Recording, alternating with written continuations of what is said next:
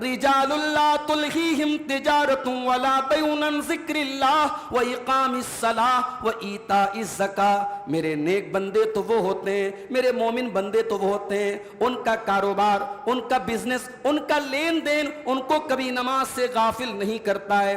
نماز اپنے ٹائم پر پڑھتے ہیں, جتنا بڑا بھی ان کا بزنس ہو, کاروبار ہو, وہ نماز کی پابندی کرتے ہیں. اور ایسا کیوں کرتے ہیں؟ فرمایا یخافون یوما تتقلب فیہ القلوب والابصار. ان کے دل میں اللہ کا ڈر ہوتا ہے, وہ قیامت کے دن سے ڈرا کرتے ہیں, اس لیے وہ پانچوں ٹائم کی نماز کی پابندی کرتے ہیں. اللہ کے نبی فرماتے ہیں کہ روزے دار کو دو خوشی ملے گی. ایک خوشی تب ملے گی جب قیامت کے دن اپنے رب سے ملے گا اور روزے کا ثواب اسے ملے گا, اور دوسری خوشی تب ملتی ہے جب افطار کا ٹائم ہوتا ہے. اور افطار کے ٹائم اس لیے خوش نہیں ہوتا کہ کھانا ملنے والا ہے, فروٹ ملنے والا ہے, بھوک مٹنے والی ہے. افطار کے ٹائم اس لیے خوش ہوتا ہے کہ میرا روزہ کمپلیٹ ہونے والا ہے, میری عبادت کمپلیٹ ہونے والی ہے. تو اللہ کے نبی فرماتے ہیں افطار کے ٹائم جو دعا ہوتی ہے وہ قبول ہوتی ہے. تو روزے کا دعا کے ساتھ بڑا گہرا تعلق ہے, اس لیے کثرت سے روزے میں ہم دعا کریں. انا للہ, ہم اللہ تعالیٰ کے ہیں, یعنی کہ بندے ہیں. اللہ تعالیٰ کے بندے نہیں کہا, انا للہ, ہم اللہ تعالیٰ کے ہیں. کیا مطلب؟ یعنی ہم پراپرٹی ہیں اللہ تعالیٰ کی, ہمارا مالک اللہ ہے, اور مالک کو پورا اختیار ہے اپنی ملکیت میں, اپنی پراپرٹی میں جو چاہے تصرف کرے. اگر ہمارا بچہ مر گیا, ہماری ماں کا انتقال ہو گیا, ہمارا کاروبار میں لاس ہو گیا, ہم پر مصیبت آ گئی, ہم پر تکلیف آ گئی, انا للہ, تو ہم تو اللہ تعالیٰ کی ملکیت ہیں اور وہ ہمارا مالک ہے, اور مالک اپنی ملکیت میں کچھ بھی کر سکتا ہے. ہمیں اللہ کی تقدیر پر, اللہ کے فیصلے پر اعتراض کرنے کا کوئی حق نہیں ہے. ہم اللہ کے فیصلے پر راضی ہیں میرے بھائیوں.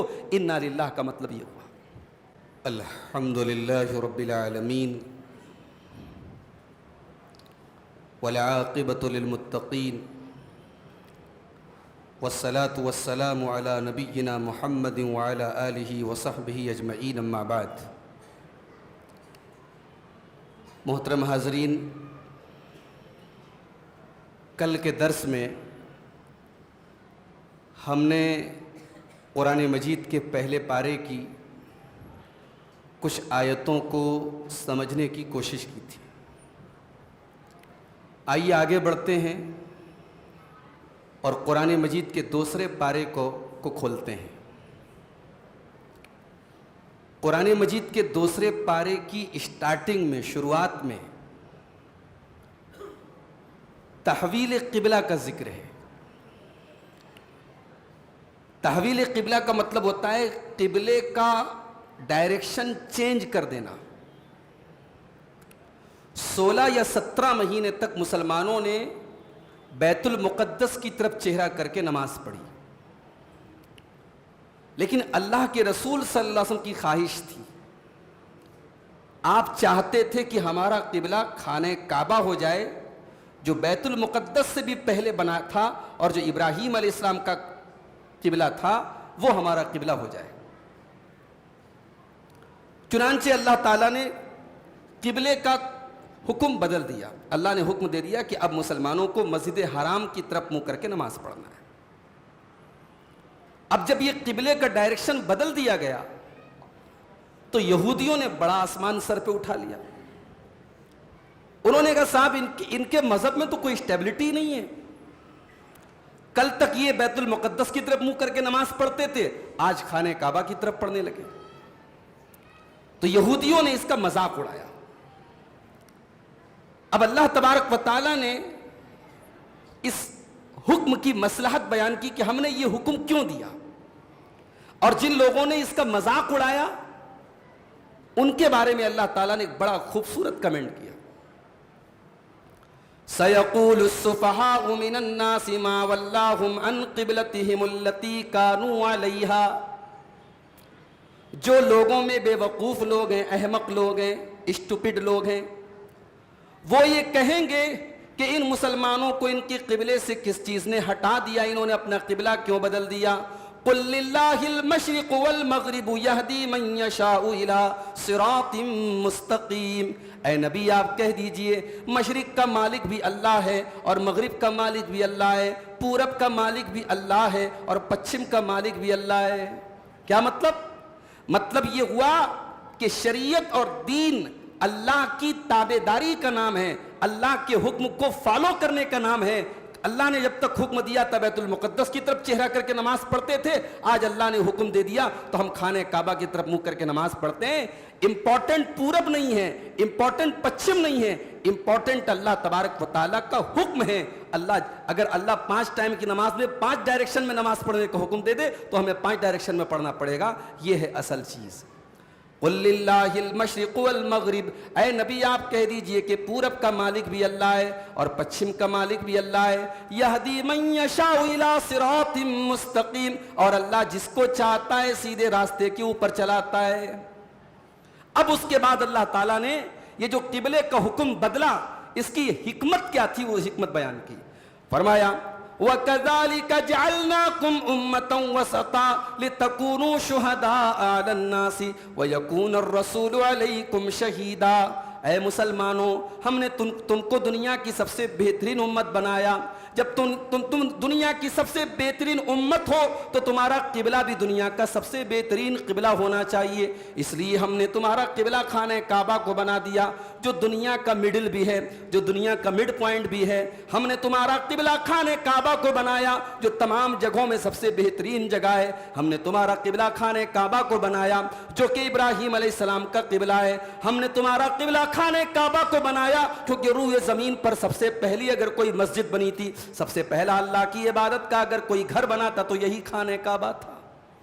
تو جب مسلمان دنیا کی سب سے بہترین امت ہیں تو ان کا قبلہ بھی دنیا کا سب سے بہترین قبلہ اللہ نے بنایا۔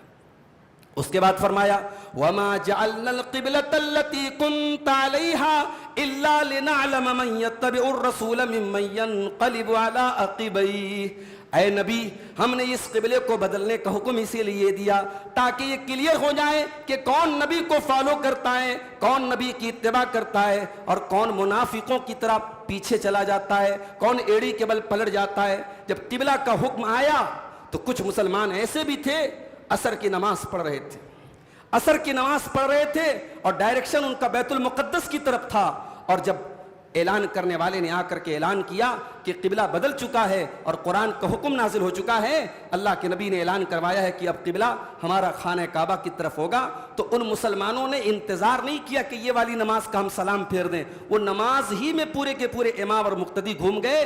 اور آج بھی مدینہ منورہ کے اندر وہ مسجد موجود ہے جہاں پہ دونوں قبلے میں نماز پڑھی گئی تھی، کچھ نماز آپ کی جو ہے وہ بیت المقدس کی طرف پڑھی گئی اور کچھ نماز خانہ کعبہ کی طرف پڑھی گئی۔ اس مسجد کو مسجد قبلتین کہتے ہیں۔ ہمارے جو بھائی حج اور عمرہ کرنے گئے ہوں گے انہوں نے اس مسجد کو دیکھا ہوگا۔ تو نبی کی اتباع کرنے والے ایسے لوگ ہوتے ہیں۔ اللہ تبارک و تعالیٰ کہہ رہا ہے ہم نے قبلے کا حکم اسی لیے تبدیل کیا تاکہ ہم دیکھیں کون نبی کی اتباع کرتا ہے اور کون اپنی منمانی کرتا ہے اور اپنی ایڑیوں کے بل پلٹ جاتا ہے۔ اب اس کے بعد ایک سوال اور پیدا ہوا کہ اب تک جتنی نماز ہم نے بیت المقدس کی طرف منہ کر کے نماز پڑھی ہے تو ہماری اس نماز کا کیا ہوگا؟ ہماری وہ نماز اللہ تعالیٰ قبول کرے گا کہ نہیں کرے گا؟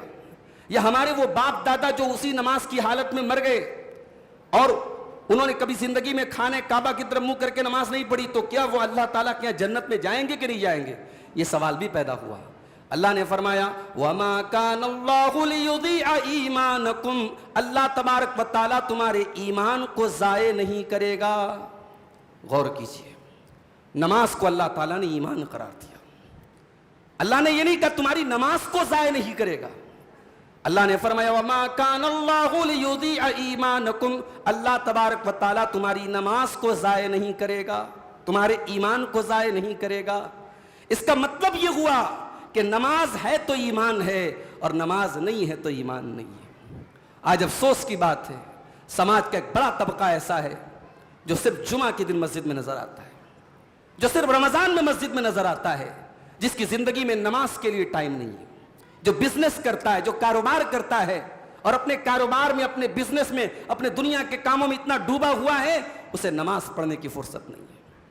معاف کرنا میرے بھائی، مسلمان کا تصور نماز کے بغیر نہیں ہے۔ اسلام میں کوئی کانسیپٹ ہی نہیں ہے نماز کے بغیر ایک مسلمان ہو ہی نہیں سکتا، مومن ہو ہی نہیں سکتا۔ اسی لیے اللہ قرآن میں کہتا ہے رجال لا تلہیہم تجارت ولا بیع عن ذکر اللہ واقام الصلاۃ وایتاء الزکاۃ، میرے نیک بندے تو وہ ہوتے ہیں, میرے مومن بندے تو وہ ہوتے ہیں, ان کا کاروبار, ان کا بزنس, ان کا لین دین ان کو کبھی نماز سے غافل نہیں کرتا ہے. نماز اپنے ٹائم پر پڑھتے ہیں, جتنا بڑا بھی ان کا بزنس ہو, کاروبار ہو, وہ نماز کی پابندی کرتے ہیں. اور ایسا کیوں کرتے ہیں؟ فرمایا یخافون یوما تتقلب فیہ القلوب والابصار, ان کے دل میں اللہ کا ڈر ہوتا ہے, وہ قیامت کے دن سے ڈرا کرتے ہیں, اس لیے وہ پانچوں ٹائم کی نماز کی پابندی کرتے ہیں. تو نماز کے بغیر ایمان نہیں ہے میرے بھائی, یہ بات یاد رکھیے. اسی لیے اللہ تعالیٰ نے یہاں ایمان کہا ہے نماز کو, کہ اللہ تمہارے ایمان کو برباد نہیں کرے گا. تم نے پچھلے قبلے کی طرف چہرہ کر کے جو نماز پڑھی ہے وہ ساری نماز بھی اللہ تعالیٰ قبول کرے گا. اس کے بعد مصیبتوں میں اللہ تعالیٰ نے دو چیزوں سے مدد حاصل کرنے کا حکم دیا. یا ایھا الذین آمنوا استعینوا بالصبر والصلاۃ, اے ایمان والو اپنی مصیبتوں میں, اپنی پریشانیوں میں تم صبر اور نماز کے ذریعے مدد طلب کرو. یہ صبر کیا ہوتا ہے؟ ایک بہت بڑے تابعی گزرے ہیں, عبد الرحمن بن زید بن اسلم, انہوں نے صبر کی ڈیفینیشن بتائی کہ صبر کس کو کہتے ہیں. انہوں نے کہا کہ صبر دو چیزوں کا نام ہے.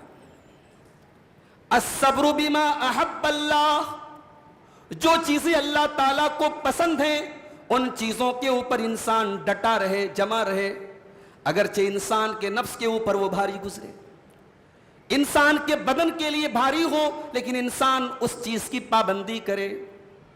رات میں 12 بجے انسان سویا ہے, 2 بجے سویا ہے, فجر کی اذان ہو رہی ہے, الصلاۃ خیر من النوم, نماز نیند سے بہتر ہے. یہ آواز سن کر کے اپنے بستر کو چھوڑ دینا, اپنی نیند کو قربان کر دینا, اسی کا نام صبر ہے. رمضان کا مہینہ آ گیا, صبح آپ نے 5 بجے سحری کھائی ہے, شام کو 6:30 بجے آپ کو افطار کرنا ہے.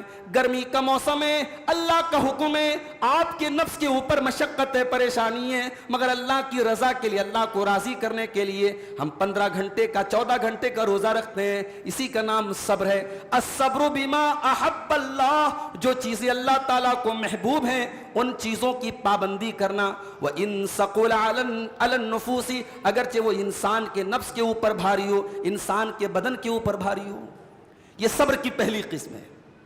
اور صبر کی دوسری قسم وَالصَّبْرُ عَمَّا كَرِهَهُ اللَّهُ, اور جن چیزوں کو اللہ تعالیٰ ناپسند کرتا ہے ان سے بچنا, ان سے بچنا. وَإِنَّازَعَتْ إِلَيْهِ الْأَهْوَاءُ, اگرچہ خواہشات وہاں لے کے جانے کی کوشش کرے.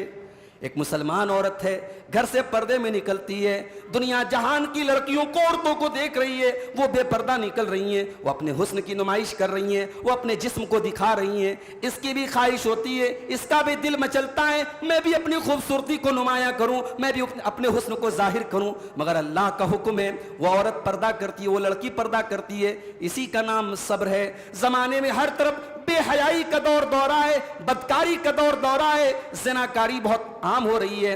ایسے ماحول میں ایک نوجوان اپنے آپ کو بدکاری سے بچاتا ہے, اپنے دامن کو گندگی سے بچاتا ہے, اپنی خواہشات کو کچلتا ہے, اپنے نفس کو کچلتا ہے, اپنے نفس کو حرام کی طرف جانے نہیں دیتا ہے.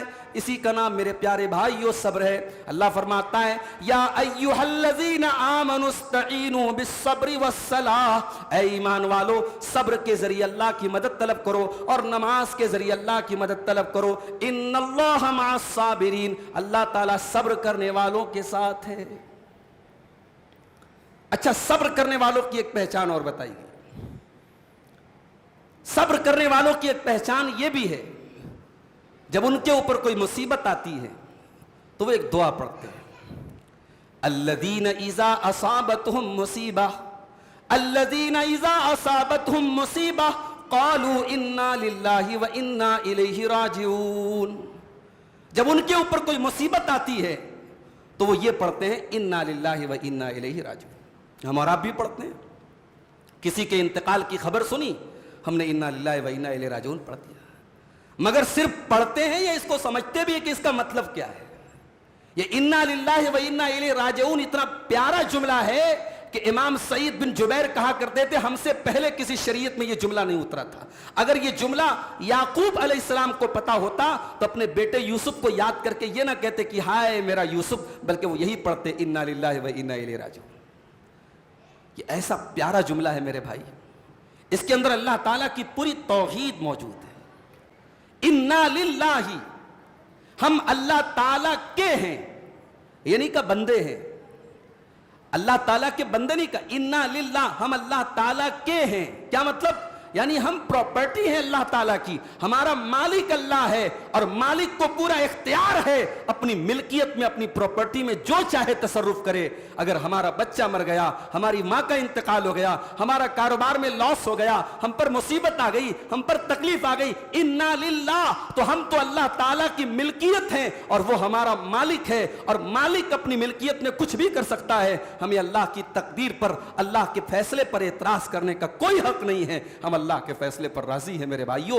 انا للہ کا مطلب یہ ہوا, اور وہ انا الیہ راجعون, اور اسی کی طرف لوٹ کر جانے والے ہیں. یہ ٹکڑا ہمیں آخرت کی یاد دلاتا ہے. جتنی بھی تکلیف آ جائے, جتنے بھی دکھ آ جائیں, ایک دن اللہ کے پاس جانا ہے. دنیا کی تکلیفیں چند دن رہیں گی, آخرت میں اللہ تکلیف نہ دے, آخرت میں اللہ امن دے دے, چین دے دے, جنت دے دے, یہ ہمارے لیے کافی ہے. وَإِنَّا إِلَيْهِ رَاجِعُونَ, جب ہم یہ پڑھتے ہیں, ہم آخرت کی نعمتوں کو یاد کرتے ہیں, تو دنیا کی کہ غم ہمارے ہلکے ہو جاتے ہیں, دنیا کی تکلیف ہلکی ہو جاتی ہے. یہی وجہ ہے کہ اللہ کے نبی نے یہ دعا سکھائی. آپ نے کہا اِنَّا لِلَّهِ وَإِنَّا إِلَيْهِ رَاجِعُونَ پڑھو, اور اس کے بعد ایک جملہ اور اس میں ایڈ کر لو, اللہم اجرنی فی مصیبتی واخلف لی خیرا منہا. اے اللہ, میری مصیبت میں مجھے بہترین اجر عطا فرما, اور اس مصیبت کا بہترین بدل, اس کا بہترین الٹرنیٹ مجھے عطا فرما. اللہ کے نبی نے یہ دعا سکھائی اور کہا کہ اگر کوئی یہ دعا پڑھے گا کسی مصیبت میں, اللہ تبارک و تعالیٰ اس کا بہترین الٹرنیٹ اس کو عطا کرے گا. حضرت ام سلمہ کہتی ہیں کہ جب میرے شوہر کا انتقال ہوا, ابو سلمہ کا, تو میں نے یہ دعا پڑھی. حالانکہ میرے دل میں یہ خیال آ رہا تھا کہ میرے شوہر سے بہتر شوہر مجھ کو کہاں سے مل سکتا ہے, اتنا چاہنے والا, اتنی محبت کرنے والا, اور اسلام کے لیے سب سے پہلے اپنا گھر چھوڑ کے جانے والا, اس سے بہتر شوہر مجھے کہاں سے مل سکتا ہے. مگر نبی نے کہا تھا تو مجھے ایمان تھا, میرا بھروسہ تھا, میں نے یہ دعا پڑھی. اور جب میں نے یہ دعا پڑھی تو اللہ تبارک و تعالیٰ نے واقعی میں مجھے ابو سلمہ سے بہترین شوہر عطا کیا. میں جناب محمد رسول اللہ صلی اللہ علیہ وسلم کے نکاح میں آ گئی اور آپ کی بیوی بن گئی.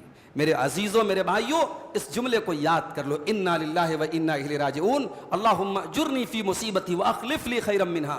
کوئی بھی مصیبت آئے, کوئی بھی تکلیف آئے, اس کو پڑھا کرو. اللہ کے رسول کا فرمان ہے کہ آپ کو اس کا بہترین بدل اور الٹرنیٹ ضرور اللہ تعالیٰ عطا کرے گا. اس کے بعد ایک بات بتائی گئی کہ محبت میں بھی شرک ہوتا ہے. شرک صرف یہی نہیں کہ غیر اللہ کے آگے آپ سر جھکا دیں, شرک یہی نہیں کہ آپ غیر اللہ کے آگے ہاتھ پھیلائیں. شرک یہ بھی ہے کہ جتنی محبت اللہ سے ہونی چاہیے اتنی محبت آپ کو اپنے بیٹے سے ہو جائے, اتنی محبت اپنے باپ سے ہو جائے, اتنی محبت اپنی بیوی سے ہو جائے. اللہ تبارک و تعالیٰ کی محبت کے ایکول یا اس سے زیادہ محبت اگر کسی اور چیز سے ہو رہی ہے تو یہ شرک فی المحبت ہے, اور محبت میں بھی شرک کرنا حرام ہے. وَمِنَ النَّاسِ مَن يَتَّخِذُ مِن دُونِ اللَّهِ أَندَادًا يُحِبُّونَهُمْ كَحُبِّ اللَّهِ وَالَّذِينَ آمَنُوا أَشَدُّ حُبًّا لِلَّهِ. کچھ لوگ ایسے بھی ہوتے ہیں جو اللہ کے برابر دوسروں کو ٹھہراتے ہیں, اللہ کے برابر دوسروں کو بنا لیتے ہیں. کیسے بنا لیتے ہیں؟ یحبونہم کحب اللہ, جتنی محبت اللہ سے کرنی چاہیے اتنی محبت وہ غیر اللہ سے کرتے ہیں. والذین آمنوا اشد حبا للہ, اور ایمان والے سب سے زیادہ اللہ سے محبت کرتے ہیں. اچھا, پہچان کیا ہے اللہ کی محبت کی؟ کیسے پتا چلے گا کہ آپ کے دل میں اللہ کی محبت ہے؟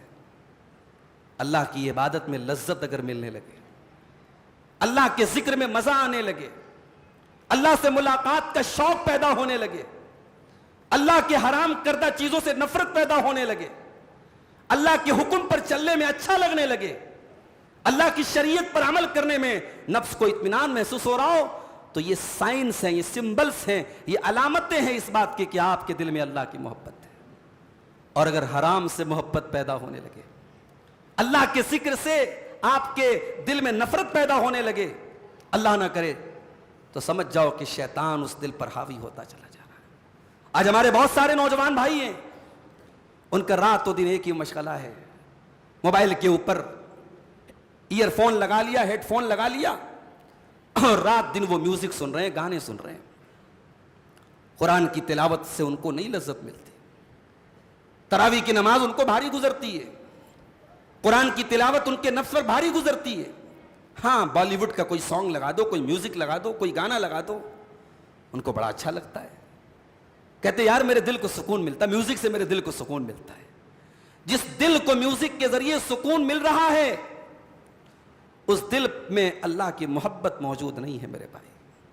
والذین آمنوا اشد حبا للہ، جو ایمان والے ہوتے ہیں وہ سب سے زیادہ اللہ سے محبت کرتے ہیں، اور جو اللہ سے محبت کرتا ہے اس کو اللہ کے ذکر میں بھی لذت ملتی ہے، سکون ملتا ہے، اس کو پیس آف ہارٹ ملتا ہے۔ اسی لیے اللہ نے فرمایا الا بذکر اللہ تطمئن القلوب، اللہ کے بندوں کے دلوں کو، مومنوں کے دلوں کو اللہ کے ذکر سے سکون ملا کرتا ہے۔ تو یہ بہت بڑی پہچان اللہ تعالیٰ نے بتائی کہ آپ اپنے دل کو ٹٹول لیں، اگر واقعی میں آپ کے دل میں اللہ کی محبت ہوگی تو آپ کے دل کو اللہ کے ذکر سے سکون ملے گا۔ اس کے بعد اللہ نے ایک بڑی پیاری بات ارشاد فرمائی کہ عالم کے لیے دنیا کی ہر چیز مغفرت کی دعا کرتی ہے۔ یہ تو اللہ کے رسول کی حدیث ہے نا کہ جو عالم ہوتا ہے اس کے لیے سب دعا کرتے ہیں مغفرت کی، حتیٰ کہ پانی کی مچھلی بھی دعا کرتی ہے۔ پانی کی مچھلی سے کیا مطلب ہے؟ عالم سے اس کو کیا فائدہ ہے؟ علماء نے لکھا کہ عالم ہی بتاتا ہے کہ مچھلی حلال ہے، عالم ہی بتاتا ہے کہ کیا حلال ہے اور کیا حرام ہے، تو مچھلی حلال ہے یہ بتایا عالم نے، اس لیے عالم کے لیے مغفرت کی دعا کرتی ہے پانی کی مچھلی بھی۔ تو جس طریقے سے عالم کے لیے زمین و آسمان کی تمام چیزیں مغفرت کی دعا کرتی ہیں، اسی طریقے سے جو انسان علم ہونے کے باوجود علم کو چھپاتا ہے اور جہاں علم کو بیان کرنا چاہیے، جہاں ضرورت ہے، جہاں تقاضا ہے، وہاں چھپاتا ہے، تو اس کے لیے کائنات کی ساری چیزیں لعنت کرتی ہیں۔ ان الذين يكتمون ما انزلنا من البينات من بعد ما بيناه للناس في الكتاب اولئك يلعنهم الله ويلعنهم اللائنون۔ اے میرے نبی جو اللہ کی کتاب کو چھپایا کرتے ہیں، جن کی کتاب میں میرے نبی کا تذکرہ موجود ہے، تورات میں بھی موجود ہے، انجیل میں بھی موجود ہے، پھر بھی وہ اپنی پبلک سے، اپنے عوام سے چھپایا کرتے ہیں، وہ علم کو چھپایا کرتے ہیں۔ اولئک یلعنہم اللہ، ان کے اوپر اللہ تعالیٰ بھی لعنت کرتا ہے، ویلعنہم اللائنون، اور کائنات کی ساری چیزیں ان کے اوپر لعنت کرتی ہیں، ساری چیزیں لعنت کرتی ہیں ان کے اوپر۔ تو عالم کے لیے جتنا بڑا مرتبہ ہے، علم چھپانے والے کے لیے اتنی ہی بڑی وعید ہے۔ عالم کے لیے اگر کائنات کی ساری چیزیں مغفرت کی دعا کر رہی ہیں تو علم چھپانے والے کے لیے ساری چیزیں لعنت کرتی رہتی ہیں۔ اس کے بعد ایک بہت ہی پیاری بات ارشاد فرمائی گئی کہ اللہ کے حلال کو کھاؤ۔ یا ایھا الناس کلوا مما فی الارض حلالا طیبا ولا تتبعوا خطوات الشیطان۔ اے لوگو، زمین میں جتنی حلال چیزیں، جتنی پاک چیزیں تم سب کو کھاؤ، ولا تتبعوا خطوات الشیطان، اور شیطان کے فٹ اسٹیپس کی پیروی نہ کرو، شیطان کے قدم کے نشانات کی پیروی نہ کرو۔ جب آپ چلتے ہیں نا زمین پہ تو ایک قدم آپ نے آگے بڑھایا، اس کو عربی میں کہتے خطوہ، اس کو عربی میں کہتے خطوہ، فٹ اسٹیپ۔ آپ نے اگلا قدم بڑھایا، اس کو عربی میں کہتے خطوتان، 2 فٹ اسٹیپ، اور آپ نے 2 سے زیادہ قدم آگے بڑھائے، اس کو عربی میں کہتے خطوات۔ تو اللہ نے شیطان کا خطوہ نہیں کہا، شیطان کے پیر کا ایک نشان نہیں پڑتا، شیطان کبھی ایک قدم نہیں چلتا۔ اگر آپ شیطان کے راستے کو آپ نے پکڑ لیا تو شیطان ایک بار میں آپ کو بھٹکا کر کے چھوڑے گا نہیں، وہ لمبے راستے پہ لے کے جائے گا۔ اسی لیے اللہ نے جب شیطان کے راستے کا ذکر کیا تو کہا وَلَا تَتَّبِعُوا خُطُوَاتِ الشَّیطان، شیطان کے فٹ اسٹیپس کی اور شیطان کے نقش قدم کی پیروی مت کرو، شیطان کے راستے پر ایک بار چلو گے تو بہت دور تک لے کے جائے گا۔ اور حلال کھانے کا ذکر کرنے کے بعد یہ بات کہہ کر کے اللہ نے اشارہ کیا کہ شیطان سب سے پہلے حرام کھلا کر کے تمہیں اپنے راستے پہ لے کے جاتا ہے۔ ایک انسان کو بہکانے کے لیے شیطان کا سب سے پہلا حملہ کیا ہوتا ہے؟ آپ کے پیٹ میں حرام لقمہ ڈالتا ہے. اسی لیے اللہ کے نبی فرماتے ہیں جب بندہ حرام کھاتا ہے، اس کا کھانا حرام کمائی کا ہوتا ہے، اس کا پانی حرام کمائی کا ہوتا ہے، اس کا کپڑا حرام کمائی کا ہوتا ہے، اللہ کے نبی فرماتے اس کی دعا قبول نہیں ہوتی. فَأَنَّا يُسْتَجَابُ لِذَلِكَ، اس کی دعا کہاں سے قبول ہوگی؟ اس کے بعد یہ بتایا گیا، روزے کا ذکر کیا جا رہا ہے، روزے کا حکم دیا گیا، روزے کا مقصد بتایا گیا. اس کے بعد روزے کا ذکر کرنے کے بعد اللہ تعالیٰ نے دعا کا ذکر کیا. وَإِذَا سَأَلَكَ عِبَادِي عَنِّي فَإِنِّي قَرِيبٌ، اے میرے نبی جب میرے بندے آپ سے میرے بارے میں سوال کریں ان کو بتا دو میں قریب ہوں. اجیب دعوت الداعی، میں دعا کرنے والے کی دعا کو سنتا ہوں جب بھی وہ مجھ سے دعا کرتا ہے. اجیب دعوت الداعی فلیستجیبوا لی ولیؤمنوا بی، میرے بندوں مجھ سے مانگو اور میرے اوپر ایمان رکھو، میری بات مانو، میں ضرور تمہاری دعا کو قبول کروں گا. تو روزے کا ذکر کرنے کے بعد دعا کا ذکر کیوں کیا؟ اس لیے کہ جب ایک بندہ روزہ ہوتا ہے تو ظاہر ہے کہ بھوکا ہے، پیاسا ہے، اپنی شہوتوں کو چھوڑ کے بیٹھا ہے، اپنی جائز خواہشات کو چھوڑ کے بیٹھا ہے. اور روزہ ایک ایسی چیز ہے جو اللہ کی اور بندے کے بیچ کا سیکرٹ ہے. بھئی آپ روزہ ہیں کہ نہیں کون جانتا ہے؟ یا اللہ جانتا ہے یا آپ جانتے ہیں. بند کمرے میں فریج میں سے آپ ایک بوتل ایک گلاس پانی نکال کے پی بھی لے تو کون دیکھنے جاتا ہے؟ بندہ روزہ ہے کہ نہیں یہ اس کے اور اللہ کے بیچ کا سیکرٹ ہے. تو یہ جو روزے کی کیفیت ہوتی ہے اللہ کو بہت پسند ہے. اسی لیے اللہ کے نبی فرماتے کہ اللہ تعالیٰ کہتا الصوم لی، روزہ میرے لیے رکھتا ہے بندہ، اس میں ریاکاری نہیں ہو سکتی، روزہ میں دکھاوا نہیں ہو سکتا. دکھا کے کیا کرے گا؟ کسی کو پتہ ہی نہیں کہ روزہ ہے کہ نہیں ہے، تو اللہ کو پتہ ہے. تو بندہ روزہ میرے لیے رکھتا ہے اس لیے روزے کا بدلہ میں دوں گا. اللہ نے روزے کا کیا بدلہ دے گا اللہ نے یہ بیان بھی نہیں کیا. تو روزے دار جب دعا کرتا ہے اس کی دعا ضرور قبول ہوتی ہے. اور یہ بات یاد رکھیں کہ دعا کبھی ویسٹ نہیں جاتی، دعا کبھی بیکار نہیں ہوتی. اللہ کے نبی فرماتے ہیں کہ دعا میں 3 چیزوں میں سے کوئی ایک چیز ضرور ملتی ہے. یا تو دعا قبول ہو جاتی ہے، یا اس دعا کے بدلے اللہ تبارک و تعالی کوئی مصیبت اور شر کو آپ سے دور کرتا ہے، یا پھر اس دعا کو آپ کے لیے ذخیرہ آخرت بنا دیتا ہے اور آخرت میں آپ کو وہ دعا کام آتی ہے. تو دعا کثرت سے کرنا چاہیے. اور عربی کا ایک شاعر بڑی پیاری بات کہتا ہے کہ اللہ یغضب حین ترکت سؤالہ، اللہ تب غصہ ہوتا ہے جب اللہ سے نہ مانگو. وبنی آدم حین یسأل یغضب، اور انسان سے مانگو تو انسان ناراض ہوتا ہے، انسان سے سوال کرو تو انسان ناراض ہوتا ہے، اور اللہ سے نہ کرو تو اللہ ناراض ہوتا ہے. یہ اللہ کی شان ہے. اس لیے کثرت سے ہمیں میرے بھائیوں ہمیں اللہ سے دعا کرتے رہنا چاہیے.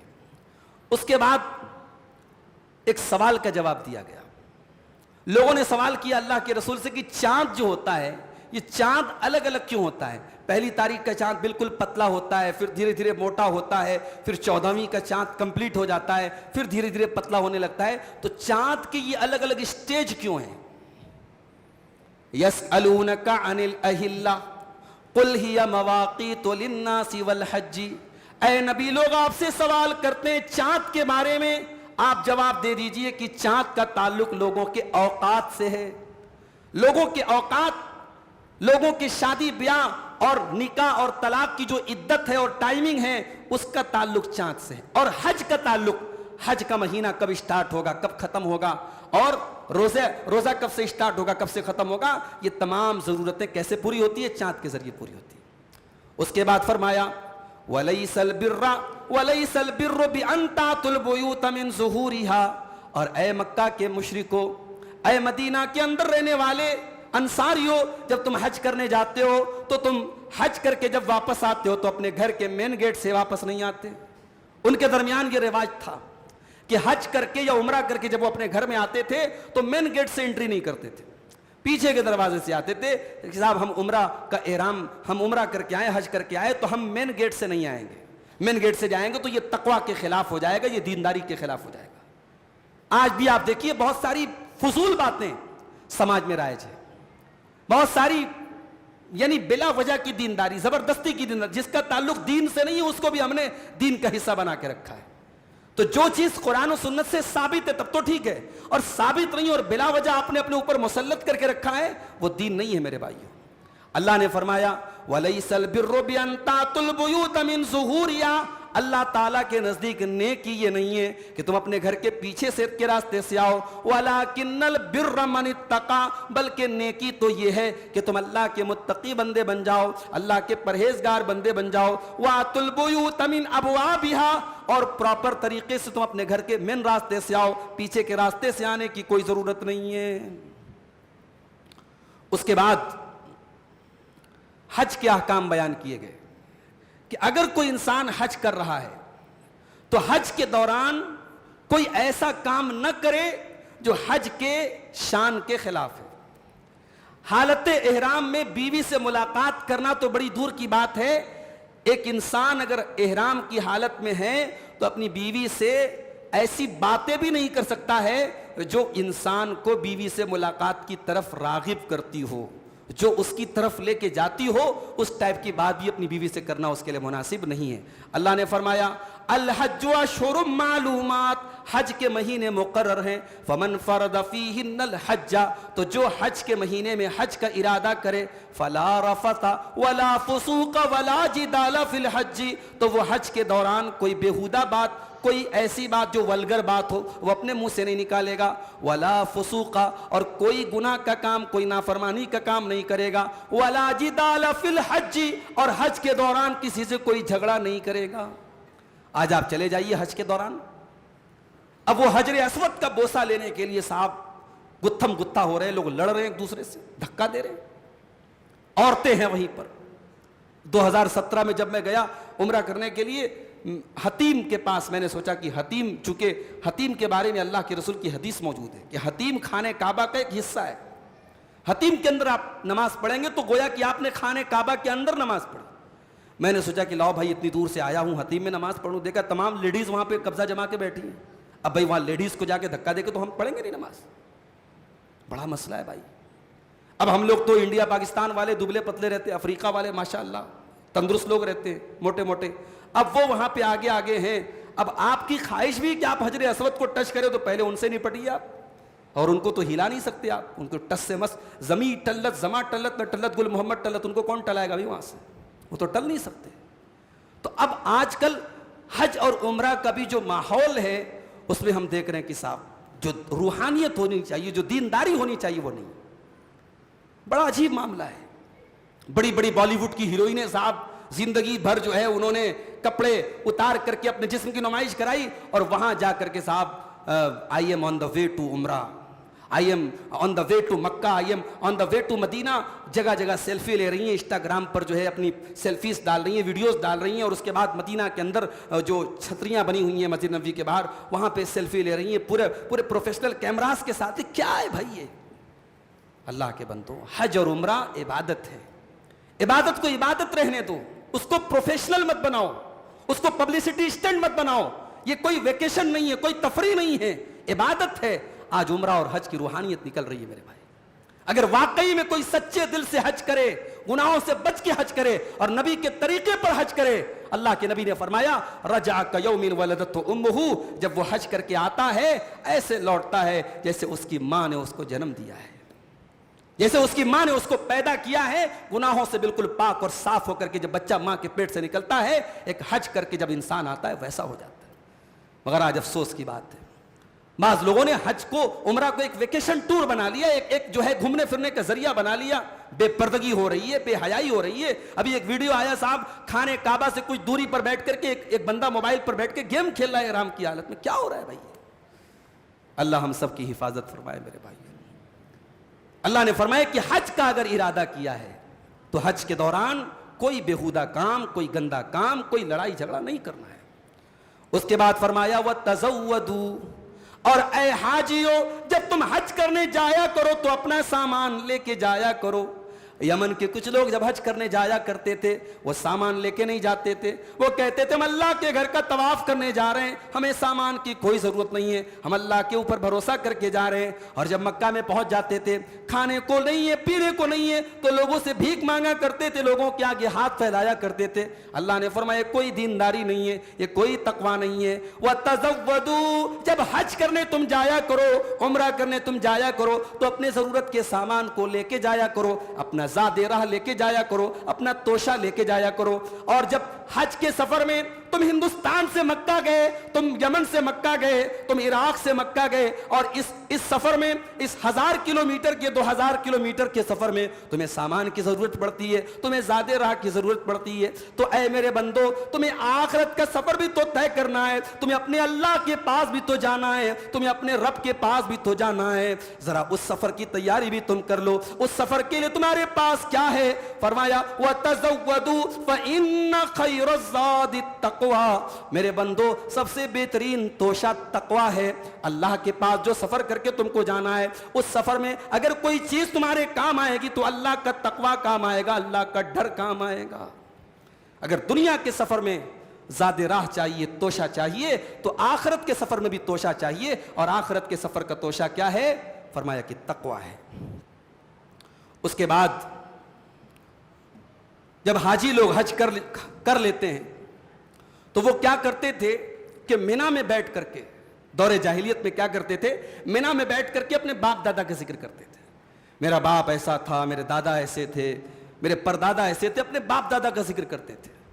اللہ نے فرمایا فَإِذَا قَضَيْتُم مَّنَاسِكَكُمْ، جب تم نے حج کے ارکان پورے کر لیے، فَاذْكُرُوا اللَّهَ كَذِكْرِكُمْ آبَاءَكُمْ أَوْ أَشَدَّ ذِكْرًا، تو اے لوگو جس طریقے سے اپنے باپ دادا کا تم نام لیا کرتے تھے، اب اللہ تعالیٰ کا کثرت سے نام لیا کرو۔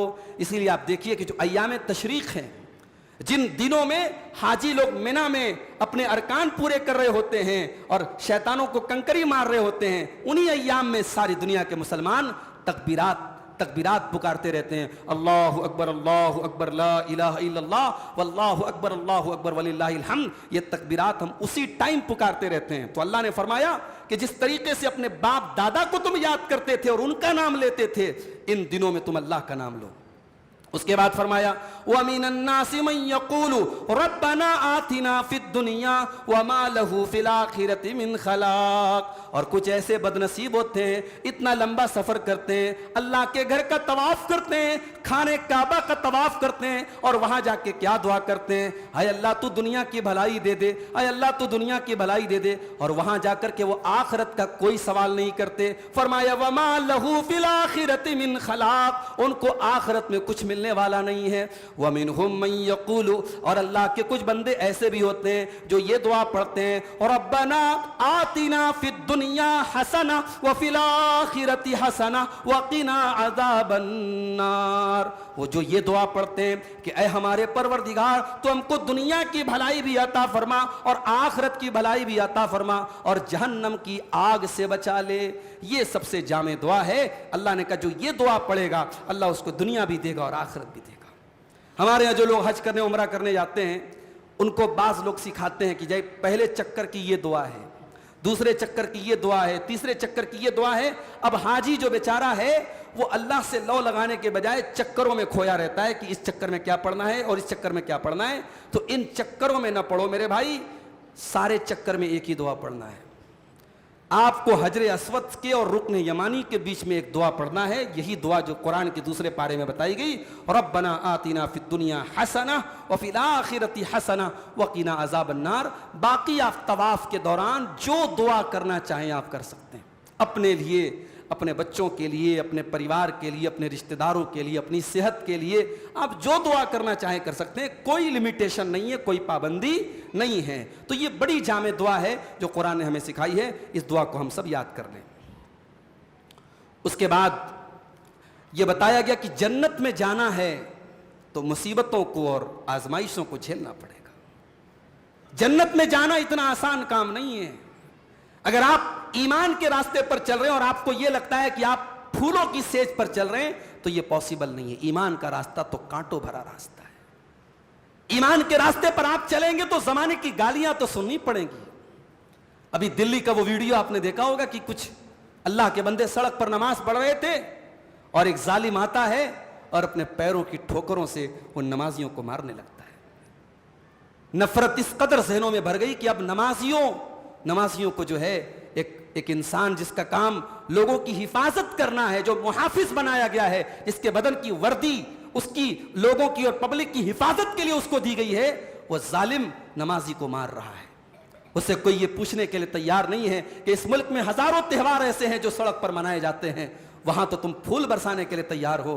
مسلمان کا یہی قصور ہے کہ وہ سڑک پہ اگر نماز پڑھے تو تم اپنے جوتوں کی ٹھوکروں سے اس کو مارو گے۔ لیکن یہ مصیبتیں بھی ہمارے مقدر میں میرے بھائیوں ہمیں دیکھنی ہے، اور ہو سکتا ہے اس سے بھی برے حالات آئیں۔ حضرت خباب ابن ارت رضی اللہ تعالیٰ عنہ اللہ کے نبی کے پاس آتے ہیں۔ یہ وہ دور تھا جب مسلمان بڑی پریشانیوں کو جھیل رہے تھے۔ انہوں نے آ کر کے کہا کہ اے اللہ کے نبی، آپ اللہ سے ہمارے لیے دعا کیوں نہیں کرتے؟ آپ اللہ سے مدد کیوں نہیں مانگتے؟ دیکھیے ہم کتنے پریشان ہیں، کتنی مصیبتوں میں ہیں۔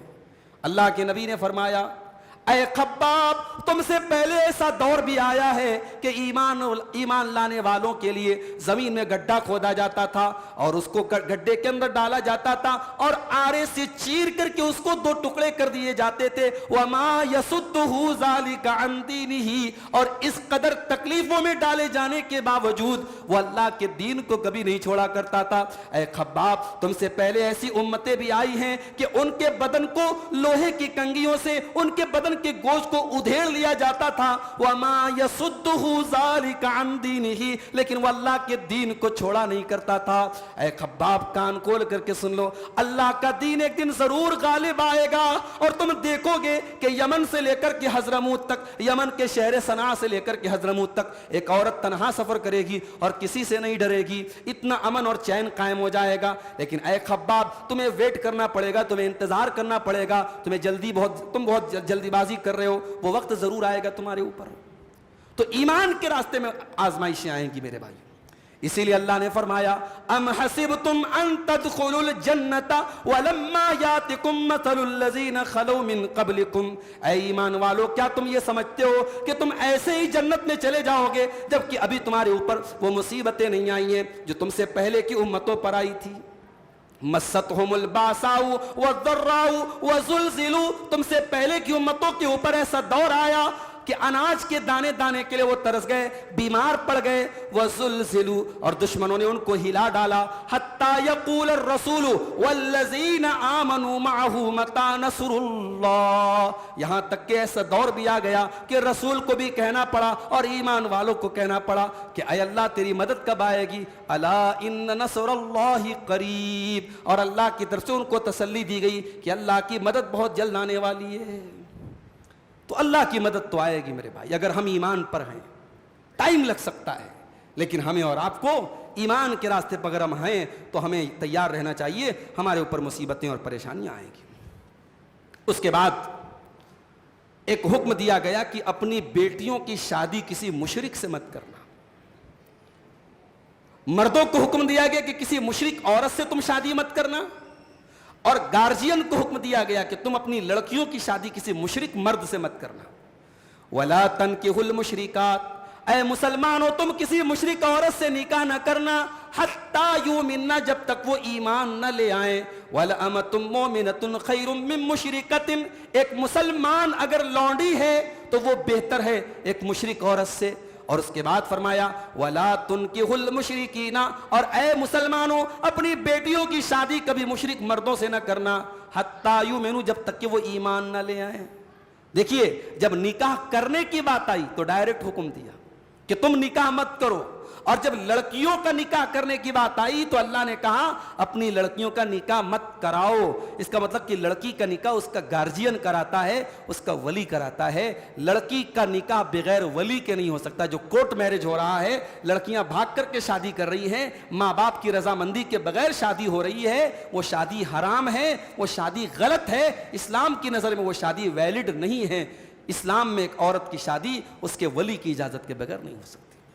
اور اس میں لڑکیوں کے گارجین کو ایک حکم دیا گیا کہ جب آپ اپنی لڑکی کے لیے رشتہ تلاش کریں تو ایمان کو ترجیح دیں، سب سے پہلے ایمان دیکھیں، سب سے پہلے دینداری دیکھیں۔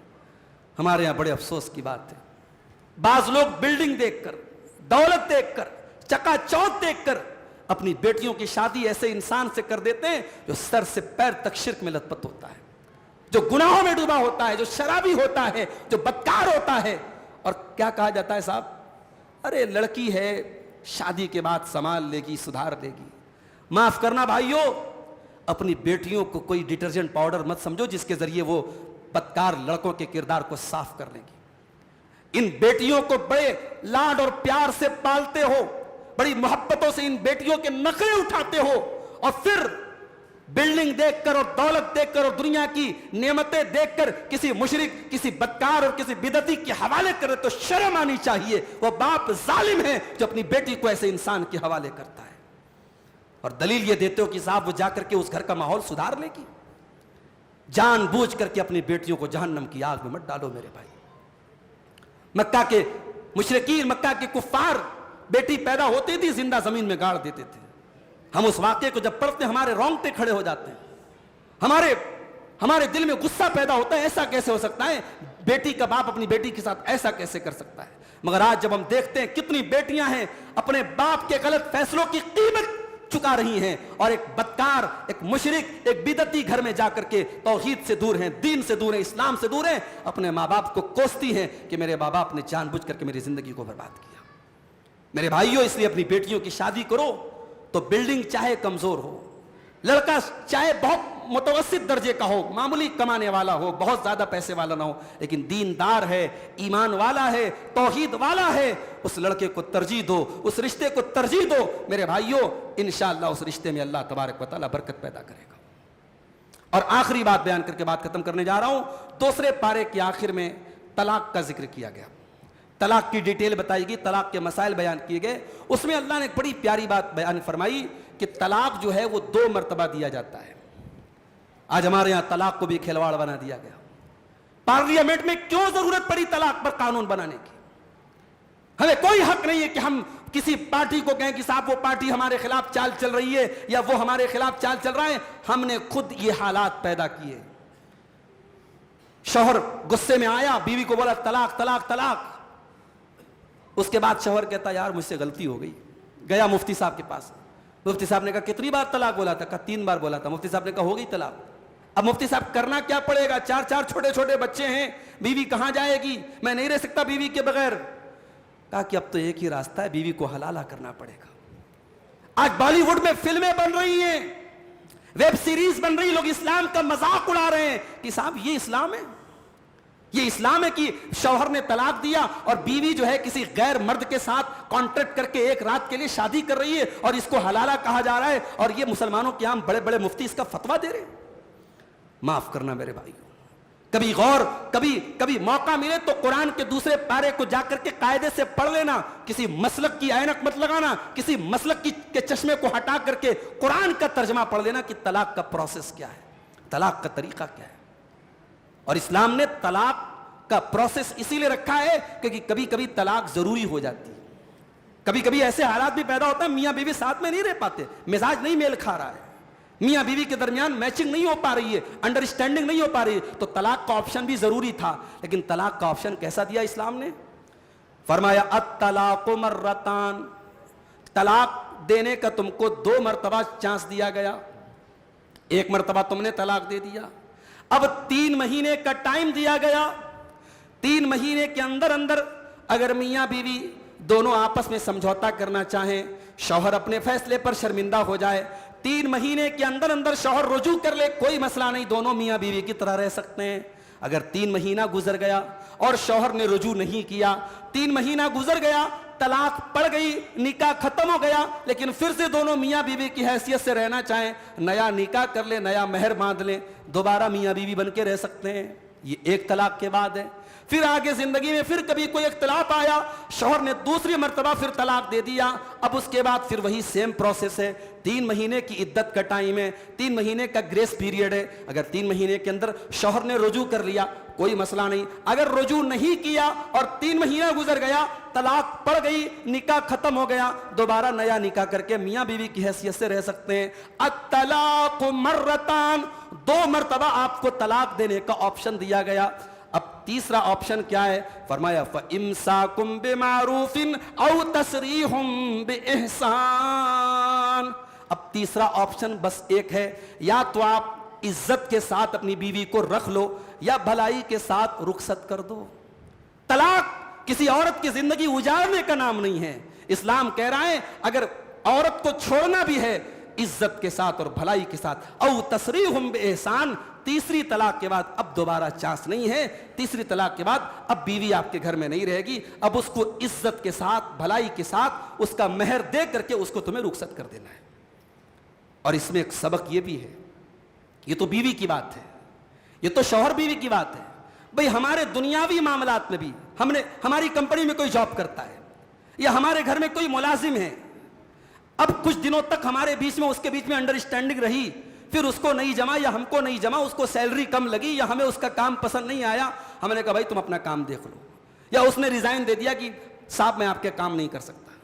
تو اسلام کہہ رہا ہے کہ اگر کنیکشن بیچ میں ٹوٹ گیا، جاب ختم ہو گئی، تعلق ٹوٹ گیا، تو اس کا مطلب نہیں ہے کہ نفرت پیدا ہو جائے، اس کو عزت کے ساتھ ودا کر دو تاکہ آئندہ کبھی وہ ملے تو نظریں ایک دوسرے سے ملانے میں شرمندگی نہ ہو۔ کمپنیوں سے اگر کوئی ریزائن دے کر کے جا رہا ہے تو ایسا نہ جائے کہ دوبارہ کبھی اپنے باس سے محبت نہ باقی رہے، یا آپ کے گھر کا کوئی ملازم ہے تو آپ سے نفرت کر کے گھر سے جائے، ایسا تعلق نہیں ہونا چاہیے۔ اپنے مزدور کے ساتھ، اپنے کمپنی میں کام کرنے والے ملازم کے ساتھ بھی آپ کا سلوک ایسا ہونا چاہیے کہ اگر کبھی چھوڑ کے جائے تو بھلائی کے ساتھ چھوڑ کے جائے۔ تو طلاق میں یہ اللہ نے کہا او تسریح باحسان، اگر چھوڑنا ہے تو بھلائی کے ساتھ اس کو چھوڑو۔ تو میرے بھائیوں، یہ دوسرے پارے کی چند آیات کی تفسیر میں نے آپ کے سامنے بیان کی ہے۔ آئیے ہم اللہ سے دعا کرتے ہیں رب العالمین ہمیں جو باتیں دوسرے پارے میں بیان کی گئی ہیں ان پر عمل کرنے کی توفیق عطا فرمائے، اور رب العالمین جن برائیوں سے ہمیں روکا گیا ہے اس پارے میں ان سے ہم سب کو بچنے کی توفیق عطا فرمائے۔ انشاءاللہ کل کے درس میں ہم قرآن کریم کے تیسرے پارے کی کچھ منتخب آیات کو آپ کے سامنے پیش کریں گے۔ اللہ تعالی ہم سب کو قرآن کریم پر غور کرنے اور عمل کرنے کی توفیق عطا فرمائے۔ آمین۔ وآخر دعوانا ان الحمد للہ رب العالمین، والسلام علیکم ورحمۃ اللہ وبرکاتہ۔